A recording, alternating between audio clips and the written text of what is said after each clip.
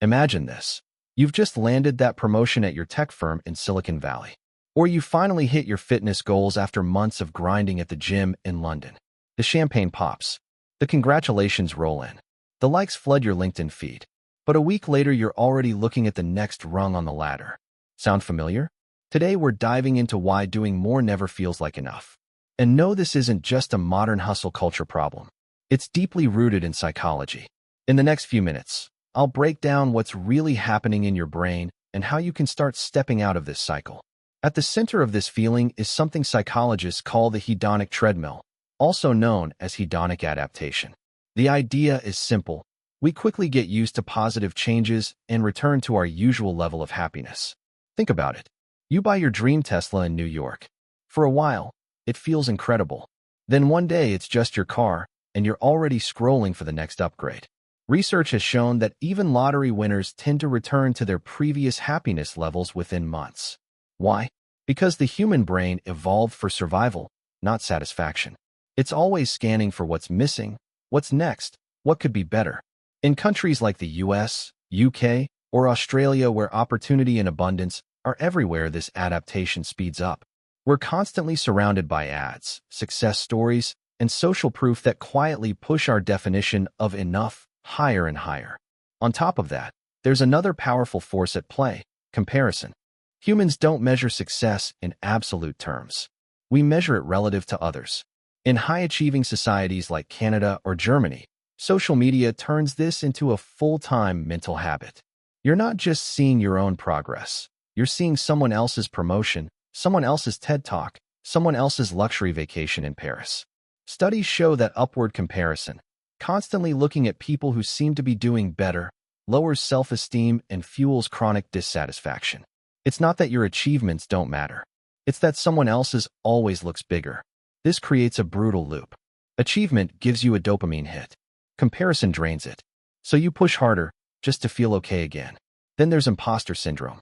Research suggests that up to 70% of professionals experience it at some point, including executives, founders, and high performers. People who look successful on the outside often feel like they're one mistake away from being exposed. Success gets written off as luck. Effort is never enough. Good never feels good enough. In competitive environments like Wall Street or major finance hubs, this often merges with perfectionism. You feel like slowing down means falling behind. So you keep going, even when you're exhausted. The result is burnout.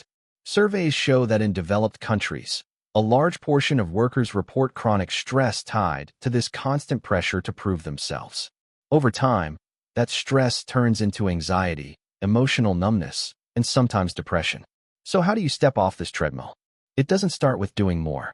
It starts with changing how your brain relates to progress. One proven tool is gratitude, not in a cheesy way, but as a neurological reset. Regularly acknowledging what you already have helps counter hedonic adaptation and brings your baseline satisfaction back up. Another shift is focusing on intrinsic goals instead of external ones. Instead of asking, "What's the next title?" ask, "Does this actually align with my values?" Reducing comparison also matters more than we admit. That might mean cleaning up your social feeds or taking intentional breaks from constant updates. Mindfulness practices help here, too, training your brain to stay present instead of chasing the next hit. And finally, there's a concept called satisficing, choosing good enough instead of perfect. Not because you lack ambition, but because endless optimization drains joy. When you stop treating life like an infinite checklist, you free up mental energy for meaning, not just motion. At the end of the day, doing more never feels like enough because our psychology evolved for perpetual movement in a world that now offers endless options. But awareness changes the game. When you understand adaptation, comparison, and imposter feelings, you can start defining success on your own terms, not society's.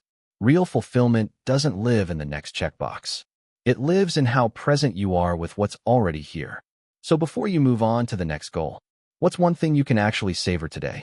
Let me know in the comments.